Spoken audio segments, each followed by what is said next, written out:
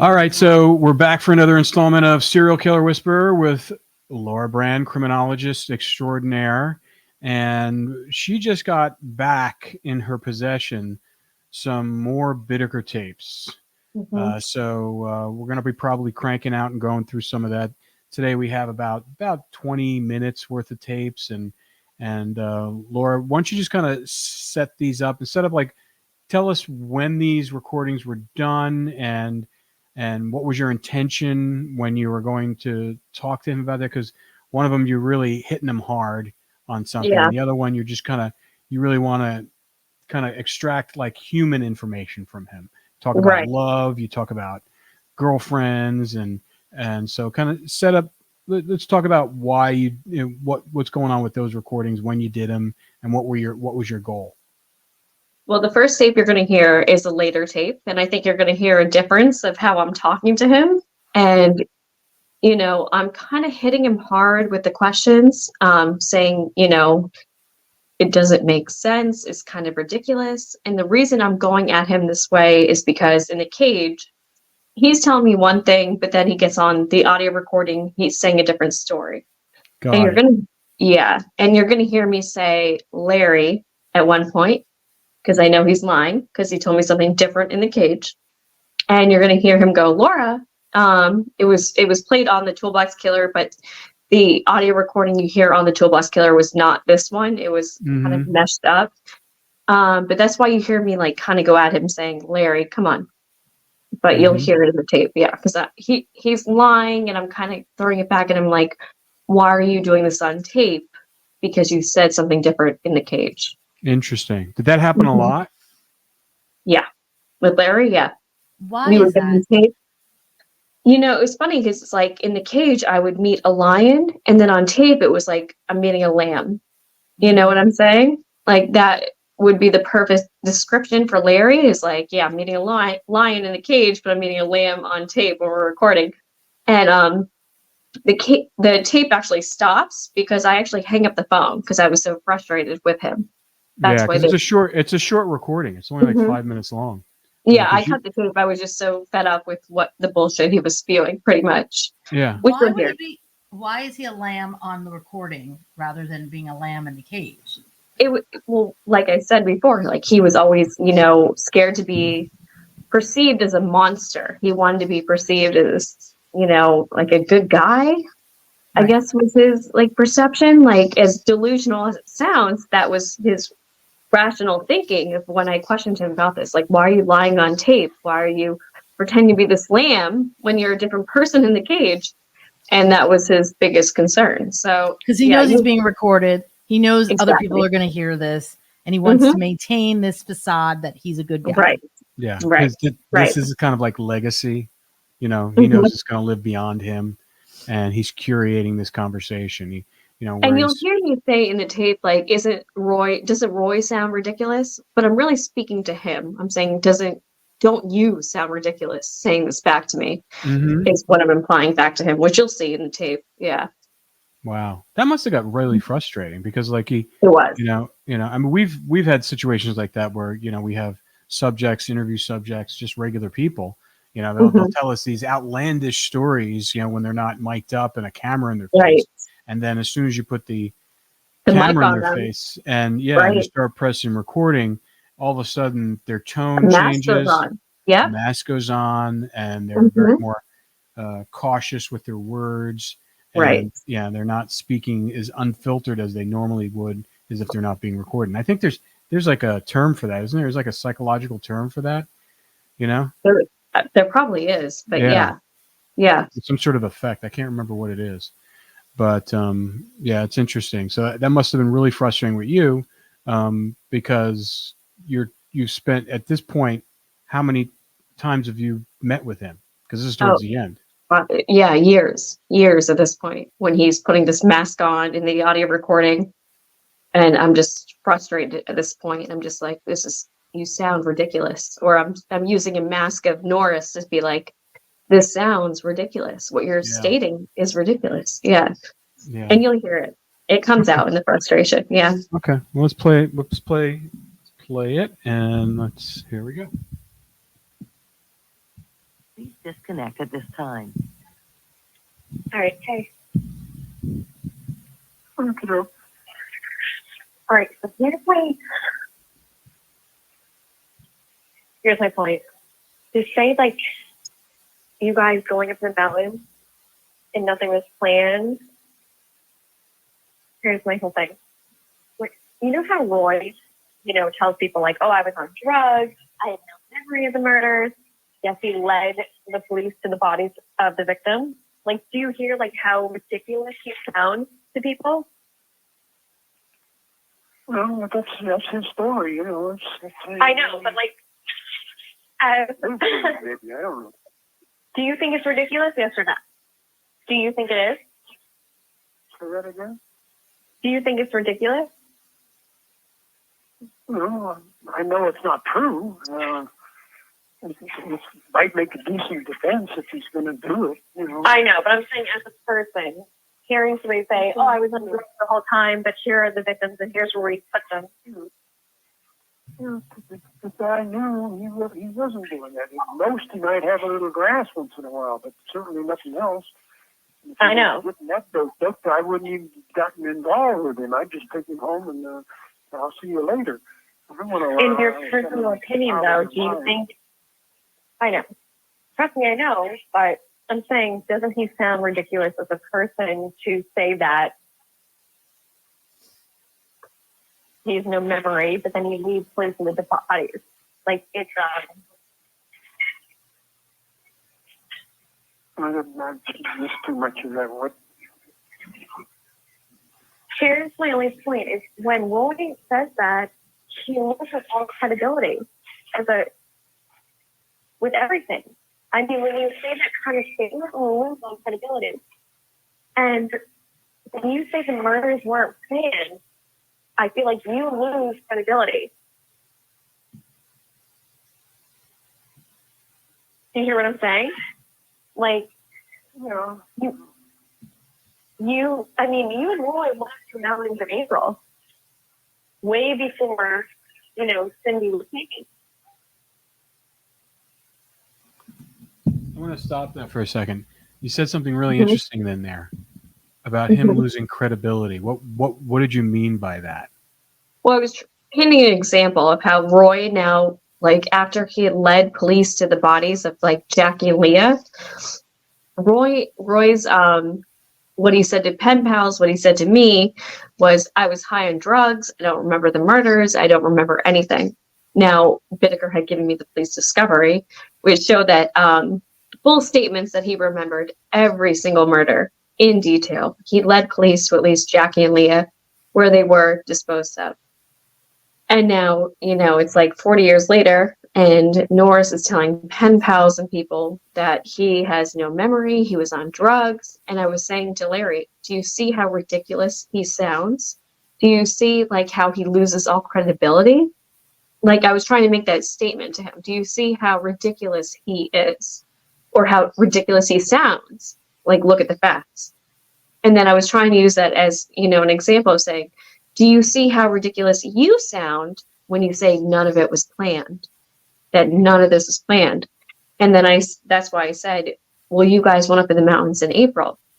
Okay. That is 2 months before, you guys even took Cindy, which was June 24th.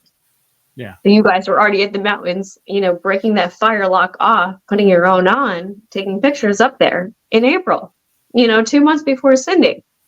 So I'm saying, I'm kind of giving the example of like, do you see how ridiculous he looks and sounds, and he loses all credibility? And then you're telling me, oh, there was no planning, but you're up there in April breaking the fire lock off. Do you see how you sound ridiculous? Do you see how you contradict yourself? Like, are you not seeing the parallels between the stories, how people are going to perceive this? I'm just pointing out the obvious facts to him. Yeah. Mm-hmm. What is that like? I mean, because that happens all the time with you. These guys, they diminish what they did and they reduce it down to. I mean, he's trying to like rationalize it down to something else. Right. And it sounds like that's happened to you a lot with all these serial killers. They don't, I mean, is there any of the ones that you talk to that just are completely unfiltered and just tell you exactly what they did, all the gory details and why they did it, and and just no holds barred? They just, this is what I did. This is, this is what I did. This is why I did it. This is what I felt doing it. And, and I have no shame whatsoever. This is who I am.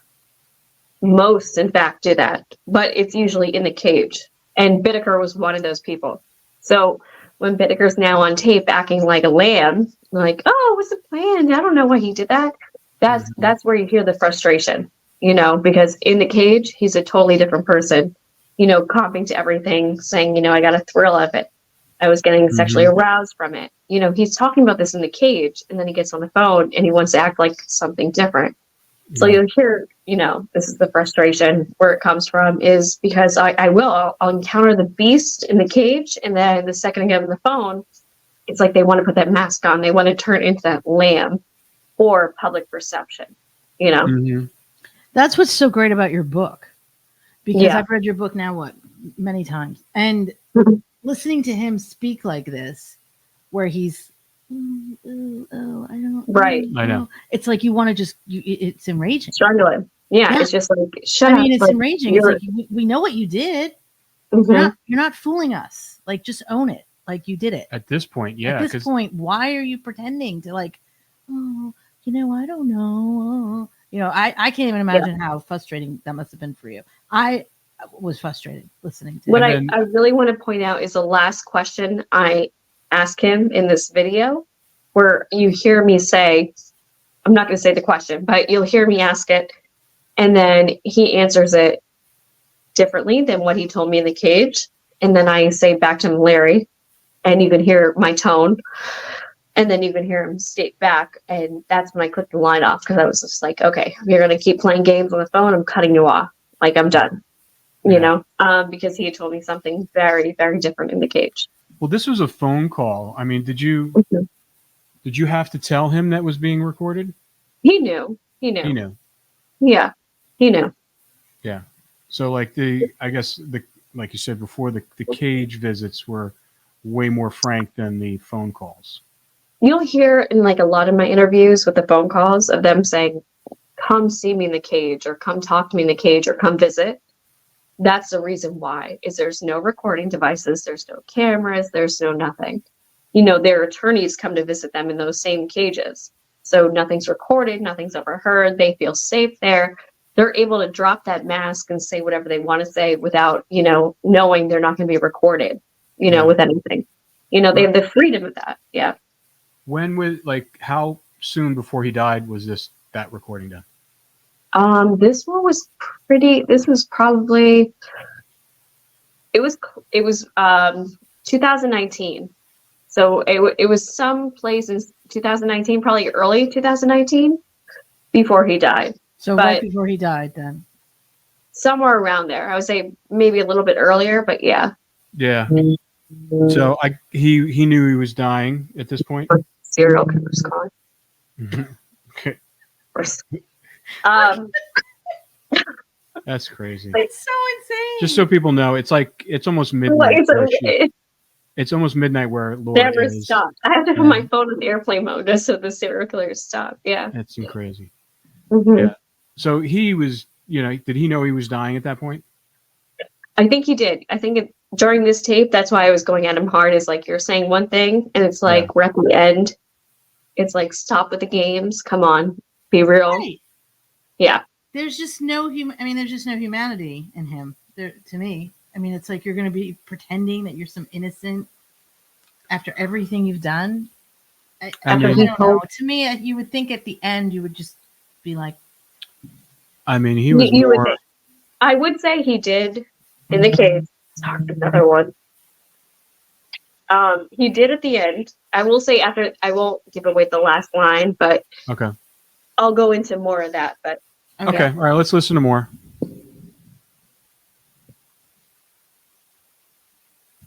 The fidelity on this is wacky.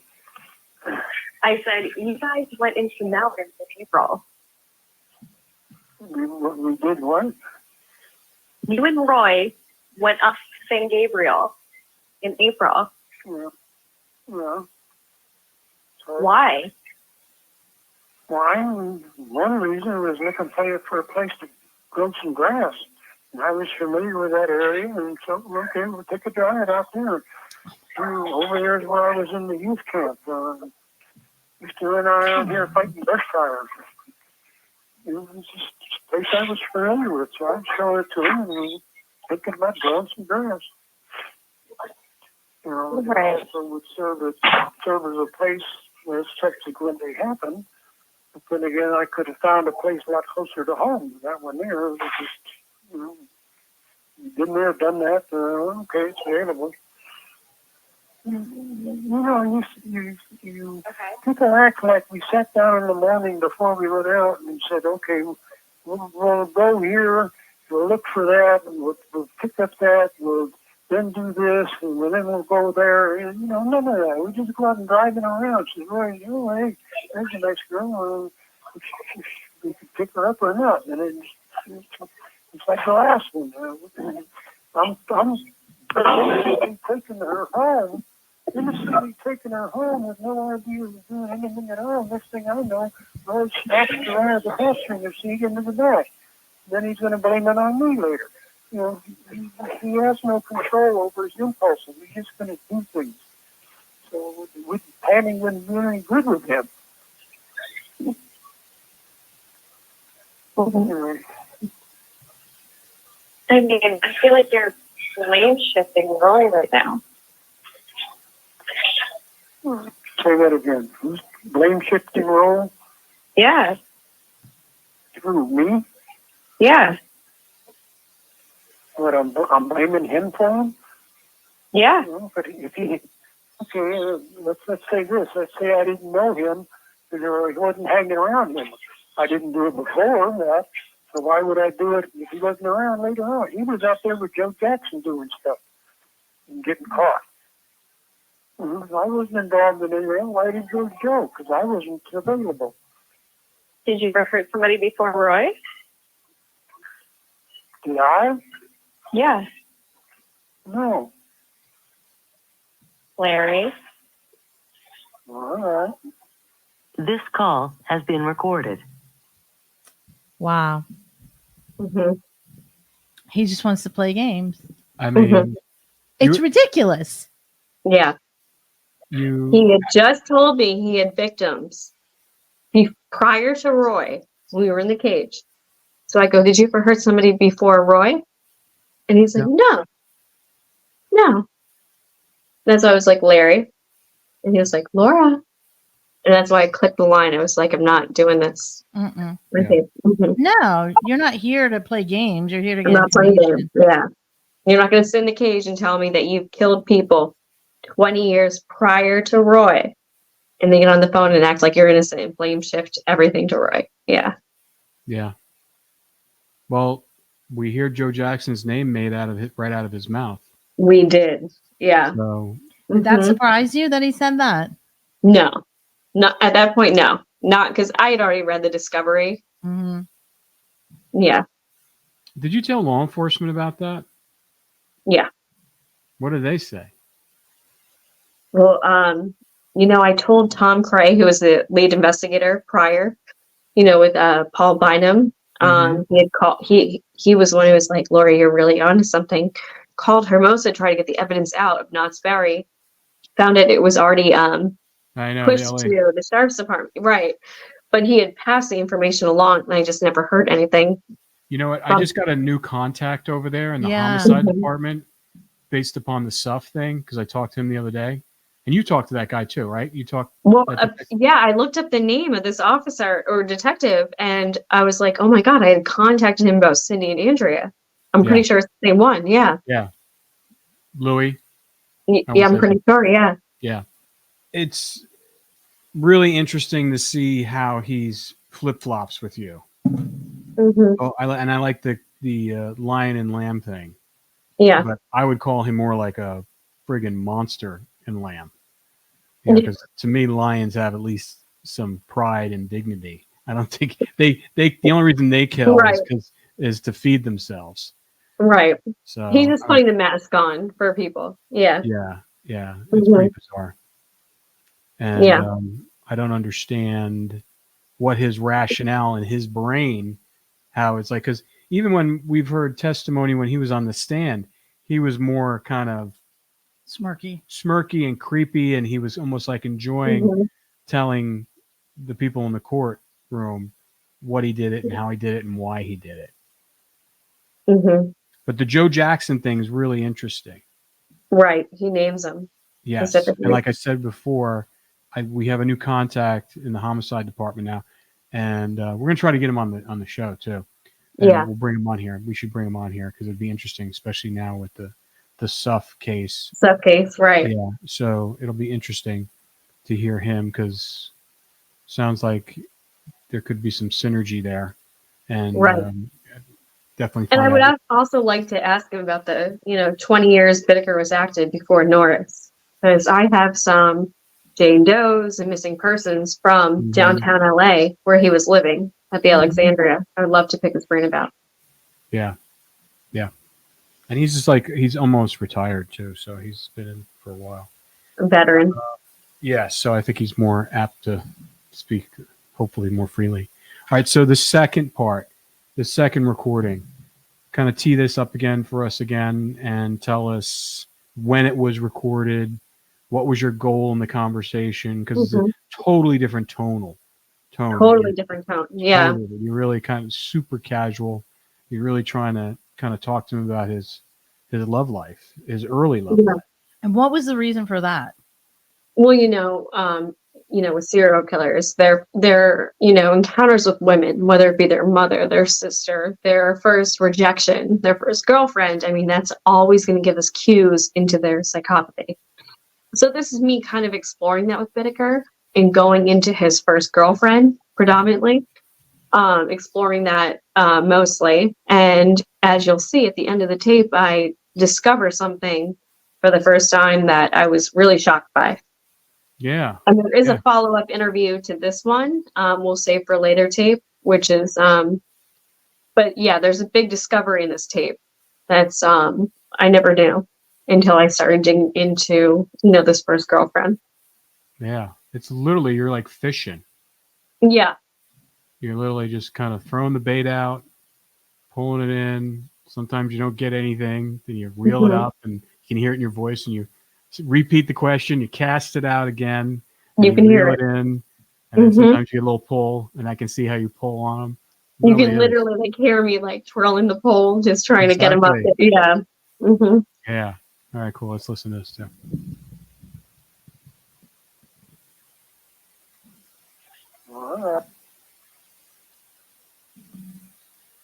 Oh, I was going to ask you, did Mary ever wear a cross?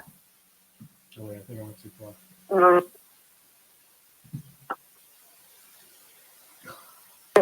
When you get out here and you've got some time to spare, you might look and see if you can find a map store that has USGS maps of the state. Since you're here, they probably would have them. And That's actually good. Couple pages, huh? Oh, I was going to ask you, did Mary ever wear a cross? No, I bought her one. Apparently she was allergic to gold, though, so she couldn't wear it. Kind of weird. Did you answer my question about the maps? Oh, yeah, I'm definitely going to do that. Okay. My next question was, you said that Mary liked you. How did you know she liked you? Oh, I wouldn't say I loved her, and one time she responded, I liked you a lot. And I did go to church with her one morning. So I'd never been to a Catholic church before, but so I was kind of unprepared for all the rituals, but she didn't seem to mind. So pretty interesting. So wait, you had said to her, "I love you," and she said, "I like you a lot." Just the one time. It wasn't particularly satisfying, but what can I do about it? Do you wish she had said, "I love you" back? Yeah, of course. Nothing wrong with you. Can't think of much better than having a pretty girl say she loves you. Probably wouldn't change our relationship in any way, but it would have been nice. Only got about 7 minutes left. Has any girl in your past relationships ever said I love you? Any other relationships, the girls say that? Yeah.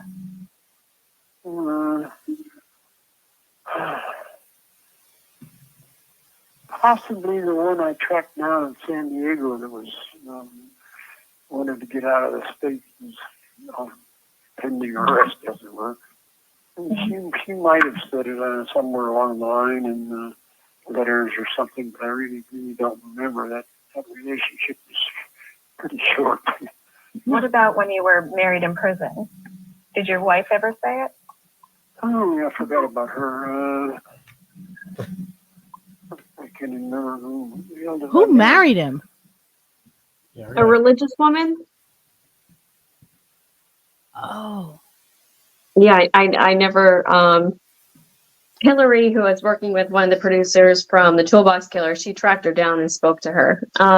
And she said she wanted nothing to do with her or the story or whatever. But I never got to speak to her personally. But yeah, she was a religious person going in there. Okay, someone just going Bible study for. I don't know, because Condemned then I inmate. heard Bittaker told me that she brought her teenage daughter in the cage with him, Get out. and there was a sexual complaint filed with the prison. By her? No, by like onlookers. Yeah, because the 13-year-old girl, the daughter, was in his lap. Get the.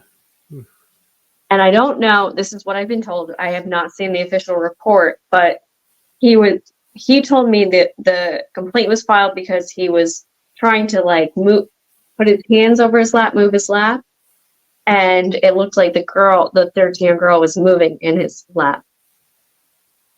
I don't know the story. I have not seen the report. That's what I've just been told by Bittaker. How long were they married? It was in the 80s for a couple of years. Did he have conjugal visits with her as well? No, death row has no conjugal visits. Oh, they don't No. have the conjugal visits. Okay. No. Of course So- not. How do serial killers kill? Strangulation. right. I Sure. know. Well, That's I why don't they know. I couldn't mean, do it.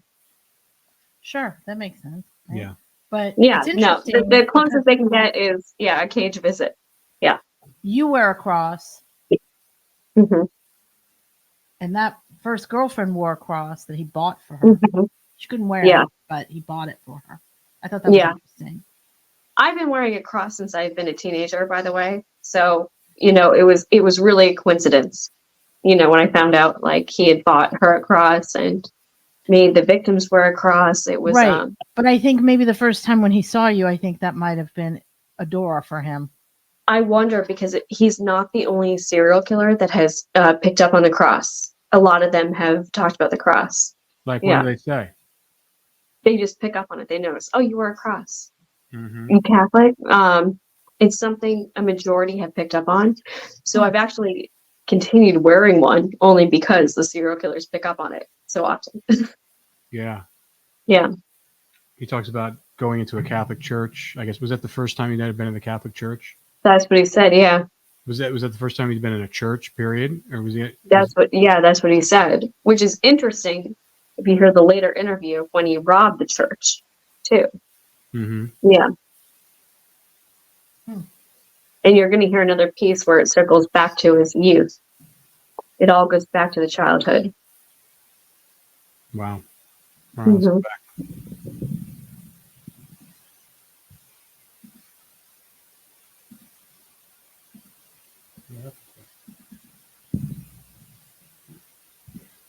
This Mercury retrograde needs to go away.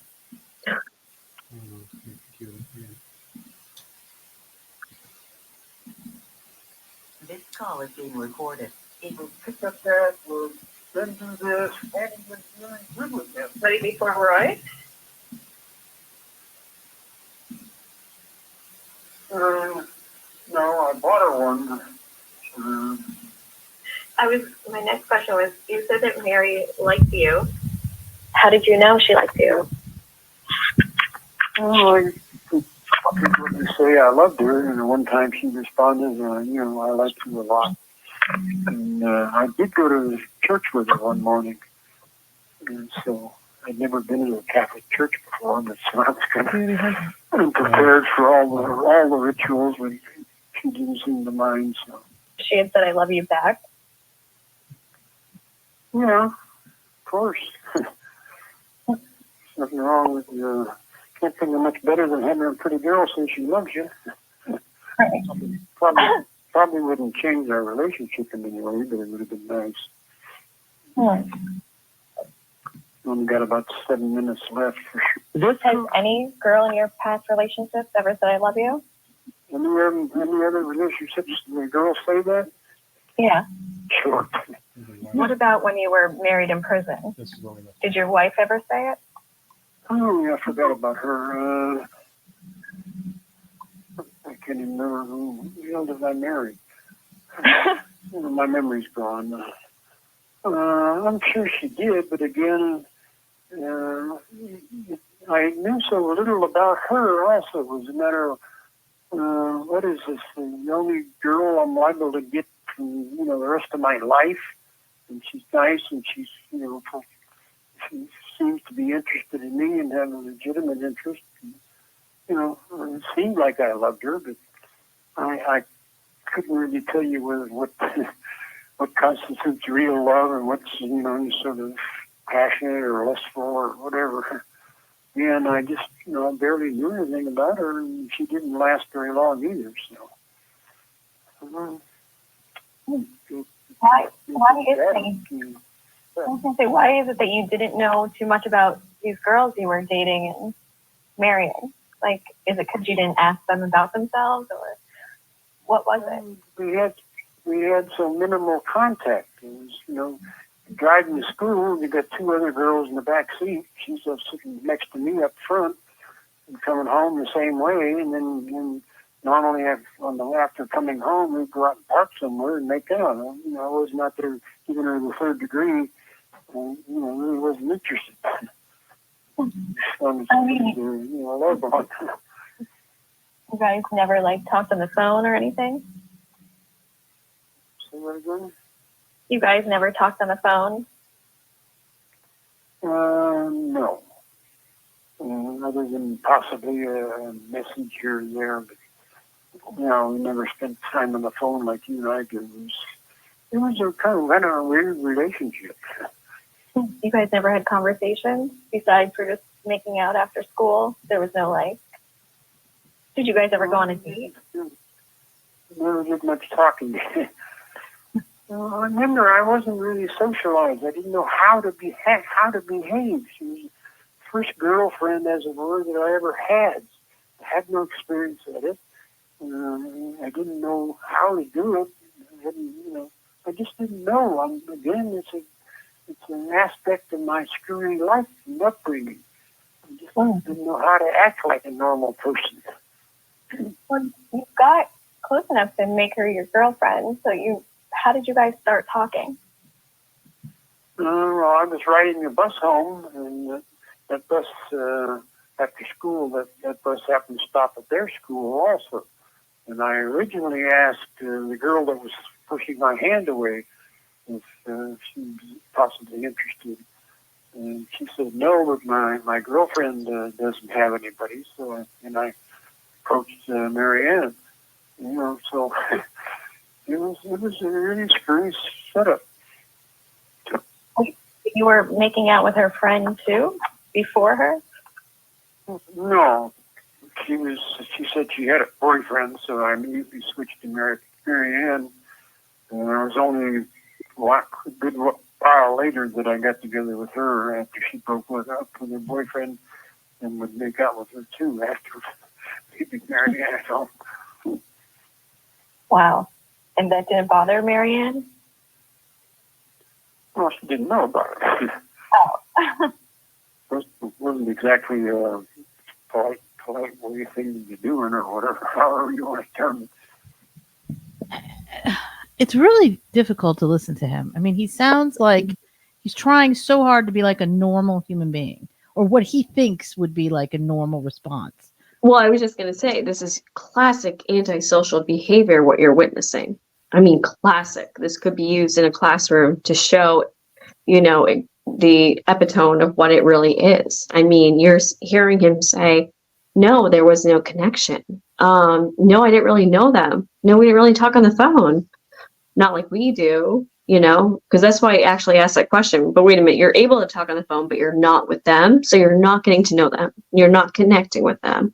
You're not really intimate with them. You're not having any connection, any, interpersonal, anything transpire between the two of you. This is classic antisocial personality. They're not connecting. They're kind of removed from themselves and others. Is basically what you're seeing in this tape. Is he's so disconnected from even the women that he's dating, which you see, and marrying too. Yeah, He couldn't even remember who he married. it's interesting. Yeah. He had more memories from his high school days than he did with his marriage to Right. this woman for 2 years. Couldn't even Yeah. remember her name. Yeah. But he does remember the murders very clearly. Right. Yeah. Right. That's Right. That's the part. To a that's very- pin, like everything, the Right. body. Yep. Every detail. Mhm. That Every he detail. remembers. I just Yeah. this whole demure, like trying to be like, oh, Mhm. Laura, I liked her. We were just like, it's so infuriating because Yeah. we know what he did, and those poor girls and those poor victims and their families. Mhm. It's infuriating, and you almost don't want to listen to him. But in the But reason like we're I was doing this, saying, it's important because this is your, microscope into antisocial personality. This Absolutely. is the perfect tape to hear it. You're hearing the way he talks about his wife, former girlfriends. I mean, this is the epitome of antisocial personality. You're getting to hear it firsthand. And it's such a classic, case of it, what you're Mhm. hearing right here. Did you realize that at the moment, or was it Yeah. until after you did? So you I in the did. moment- I sent it off to, Alan, John. I was like, you got to hear this. Use it for your classes, training, because it's just the perfect tape to show what antisocial personality is. What you did know. they say when they heard it?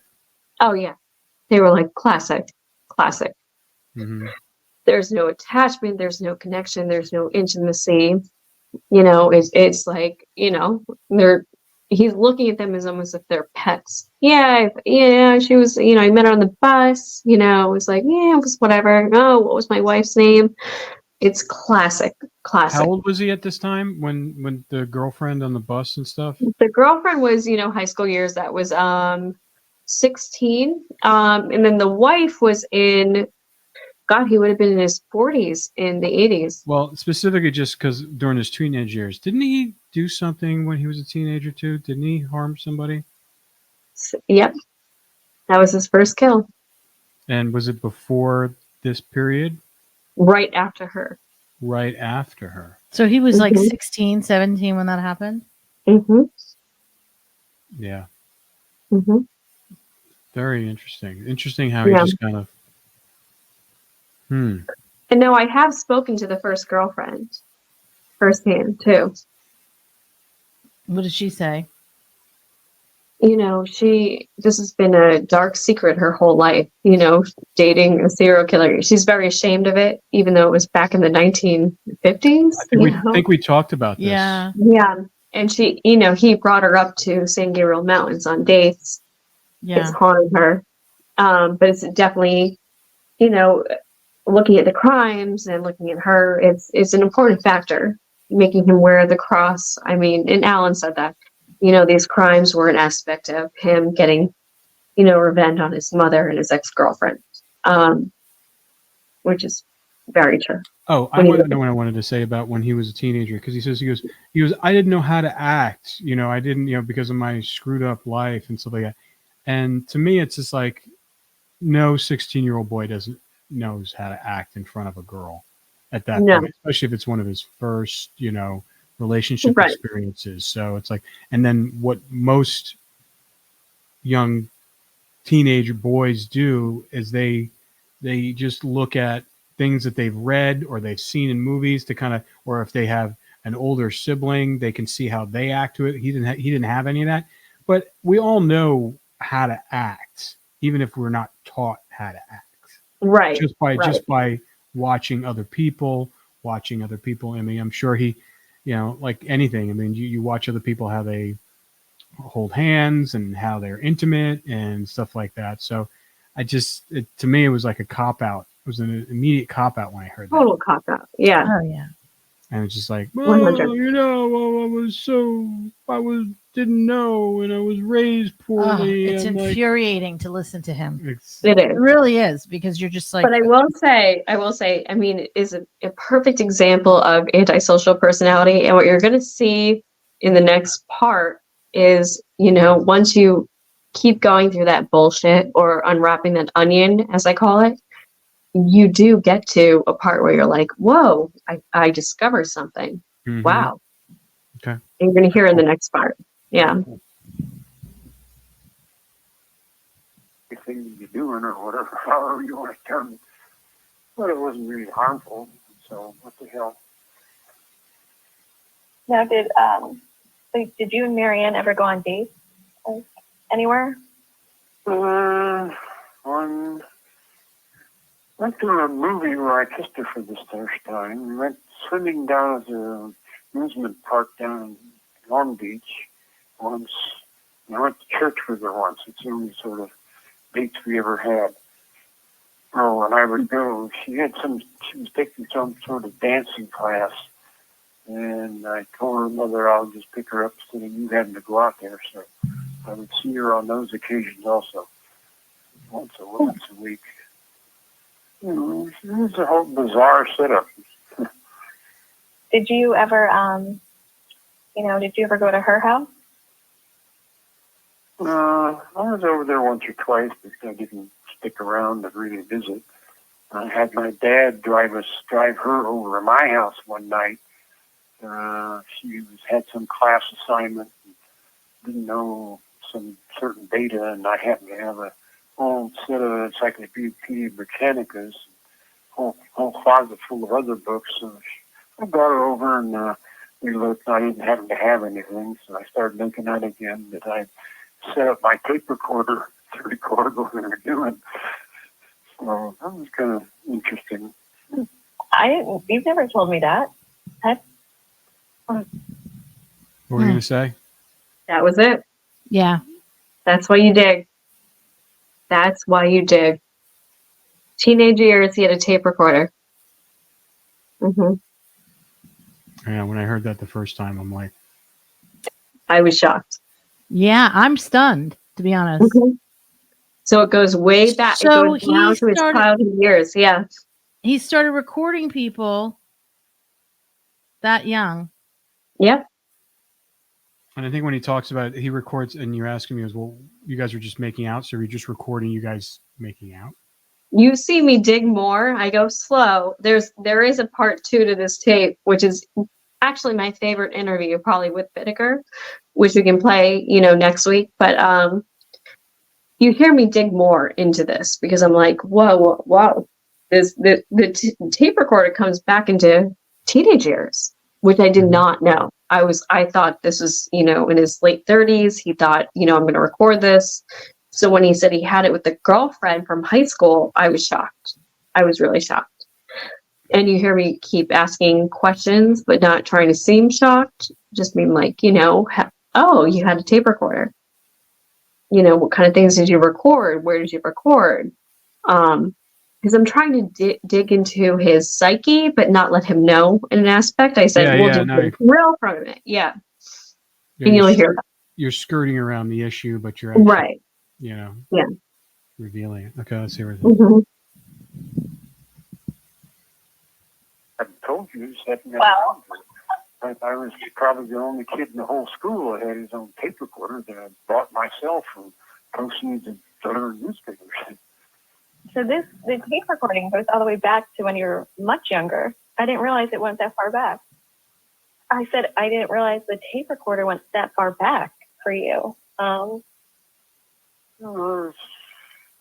when did I get that? What grade? High school sometime, I don't remember exactly when. You know, it was just something I happened to want for some reason, and I got it. And of course, that led to stealing all sorts of pre-recorded tapes and records that I had to go to a neighbor's house to play and record there because we didn't have a player that would play normal 45 records in those days. Well, you know, there's a lot of weird things that happened. How old were you when you got your first tape recorder? I only had one. That was in high school sometime. And it's hard for me to put dates on things because I can't relate them to anything that might happen. No, that's fine. Teenage years, just like teenage years. That works. Hmm? I said no, just say like teenage years. I don't remember the age, but I was a teenager. Yeah, somewhere along in there. If I thought about it for a good while, I might be able to pin it down a little more. But there's so little significant events along my life that I can't pin them down and relate them to the time scale. That's another symptom of how screwed up my life was. Is there any, like, what else did you record? I mean, you recorded her coming over, you guys making out.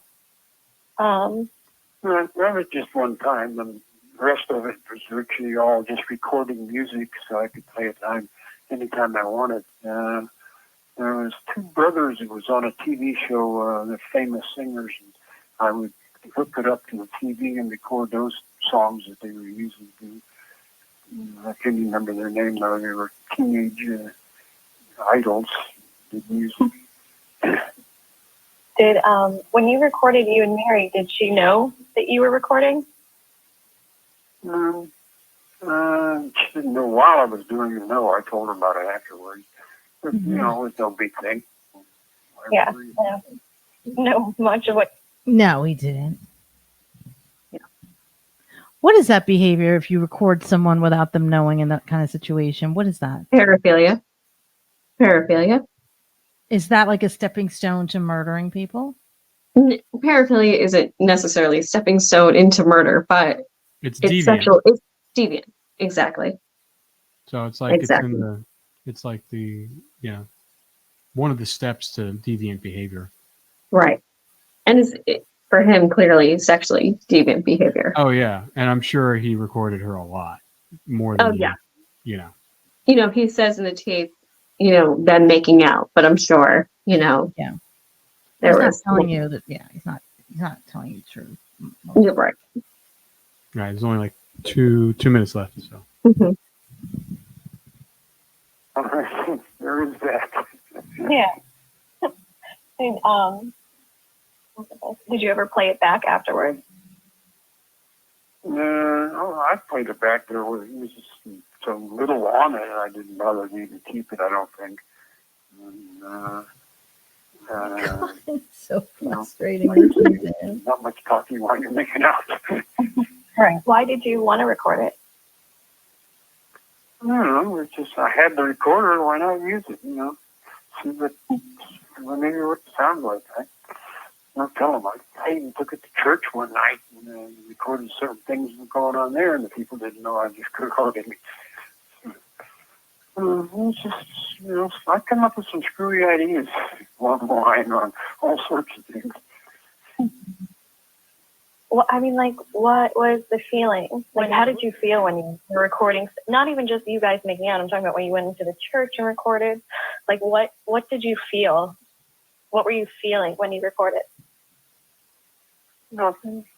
I was already at church and happened to mention somebody. I had a recorder, one of the leaders. How about I'll go home and get my recorder and we'll hide the microphone here, and she's behind the couch, and just record it for a few minutes and see what people say on playing it back. It was no big thing. It was a spur of the moment. I kind of run home and run back with the recorder. I got there early the first time. Was it like so many of these things, like the crimes later? So much of it is unprepared. It was unplanned. spur of the moment ideas would come up, and I'd go do it. It's just so fascinating with the tape recording. Like, there must have been some sort of like, do you think there was like a thrill to it? Like you're recording, someone doesn't know. You have 60 seconds remaining.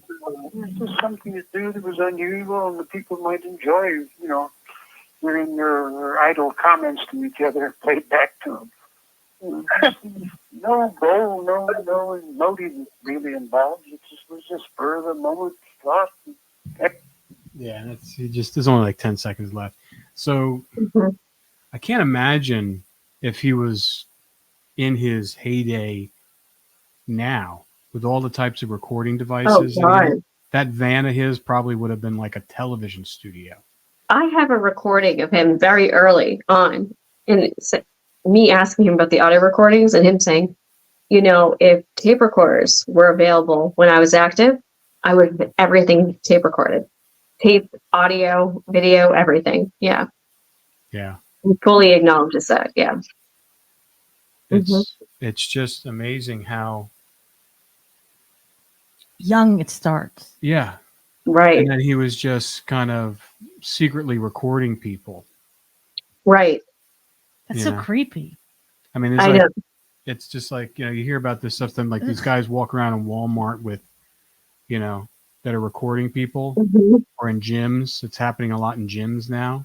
Yeah. With their phones, because everybody's got a TV studio, like a camera and audio recording on their phone. I know. That's what's so scary, that there are people like this out there. Yeah. Right. And Bittaker even said to me once, he goes, could you imagine what it would have been like if I had Uber in my day? Right. Yeah. I know. I told you what happened. Uber came to pick me up when Rob was gone for something. And this guy pulls up in a white van. I swear to God, an Uber white van. I was like, I canceled it. I'm like, forget it. I'm not getting a white van with this guy. Who does Uber in a white van? But it is. It's like the most ridiculous thing if you think about it. Like, yeah, you're going to get in a car with a stranger. We're not supposed to get in cars with strangers. I know. And now we pay to do it. Right. We paid to do it. You're right. I mean, I know everybody. I always say to people, they're like, why did these girls get, hitchhike into vans and cars? And I'm like, you have to understand, back then it was Uber for us. We all do it now. It's the same as like hitchhiking back then. We're doing the same thing with Uber. Hitchhiked. I mean, I never hitchhiked, but that was before my time. But I mean, we heard stories of like my aunt used to hitchhike all the time. Right. It was normal back then. Right. Oh, yeah. Yeah. It's crazy. What was it? There was one other thing that escaped me when he was talking about. It was no big deal, and I thought that was interesting. And once again, nothing's a big deal to him. Yeah, he just downplays all the everything. Right. Right. I just don't. But yeah, it's like that first step of deviant behavior. Mm-hmm. I mean, when we were kids, we had tape recorders, but we'd make goofy tapes. We weren't recording. Well, the next tape, I actually talked to him about having a tape recorder as a kid too, and that was our next conversation.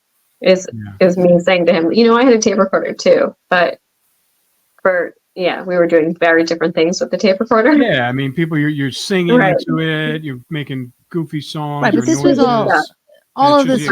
It's usually you and your friends. Right, right. Yeah. What he was doing was secretive, and he was getting a thrill from it. As a teenager, yeah. That's what I'm saying, and it's ironic because the cassette tape is what got him caught. Yeah, and he started going into houses at 12 years old. He started like the hot prowl, as they called it, or the creepers or whatever. They went into the houses. Bittaker was doing that at 12, breaking into homes. And what was he taking out of the homes? Random stuff. Like, even just like when he talked about taking the church bells, like he would tell me at 12, he tried to take these, what are the stuff that holds the curtains? The tassels that like hold the curtains. Yes, the tassel, yeah. 12 years old. Yeah. Stuff like that. Like made no sense at all. Yeah. Anything else did he take? Like, would you go take women's garments or anything? Yeah, like everything and everything. Like he would steal lamps, curtains, like women's garments. I asked him if he ever touched a woman, like peeped through the windows. There's actually a tape coming up I'll give you guys where he does say he peeped on women. And he told me, you know, he went into one household where he actually ran his finger down the woman's breast and she woke up. She was sleeping. And she woke up and I was like, what did she do? And he goes, she was startled and she was like, get out. And he was like, I just ran out. Yeah. How old was he then? These are preteen years. Preteen So years. like 11, 10. 11, 12, 13 teenage years. Yeah. He's doing all this hot prowl stuff. Yeah. Yeah, Mhm. that's creepy. See, Yeah, what's weird is he has no sexual crimes on his record until, you know, these murders. So I did a deep dive because I was like, no sexual deviant pops up at 38, right? I did find one record. This is the only record of him being a sexual deviant. It was after he got out of prison, he went to work at a dentist, right? He got fired for sexual deviant behavior from this dentist shop, but it was never reported to the police, but there was only one report of it. So there was one documented case of his sexual, you know, proclivities, I guess you could say. Yeah. But the police never found it in his 20s. Wow. Mhm. Well, once again, fascinating work, Laura. I mean, Yeah. I don't know how you keep like it all together while you're talking to them like this. I mean, it's just because A it's lot of just like, patience, You have a lot of patience. amazing patience. Yeah. A lot I of mean, like, patience. especially when they're just being bullshit on the phone when Right. they just said something different in the image. Right. no, just the amount of morass that you have to sculpt through in order to Mhm. get these little nuggets. Like, you know, it's funny because when I before we did, I was just kind of cleaning up the audio before we did this, and so I listened to both of them, and you know, the first one was, you know, it was more kind of like compelling to me, okay, and then the Mhm. second one I was listening to it, and I was just kind of scanning through it, and I'm like, well, he's really not saying anything. There's really nothing. But then as we go through, and you point out these signposts of the Yeah. psychopathy and the antisocial behavior, it just now it's like now I can't not hear Right. it. I can't I hear know. it. Right. You can't The unhear second it. tape to me is like it reveals the most. Like Yes. the most, because you're like, oh my God, this tracks back to his teenage years. Like, oh my Yeah. God. Yeah. Yeah. All But right. it's Well, we're about excited to hear finding the those- rest of these tapes next week. So Yeah. get them to us, and then we can listen to them and analyze this again. Definitely. Once again, fascinating work. Thanks, Fascinating work. Laura. Thanks, guys. Yep.